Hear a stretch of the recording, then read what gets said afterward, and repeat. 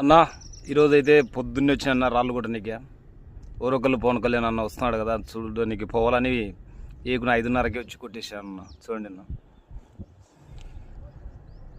జై జనసేన. జగన్ సామాన్యుడు రాజకీయం చేస్తే ఇలాగే ఉంటది.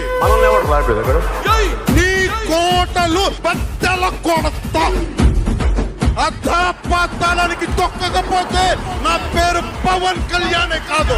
ఓహో కొర్ర కొర్ర మీసాల వాడు కొమరం పులిలో పవనన్నొస్తుండదిగో భగత్ సింగులా.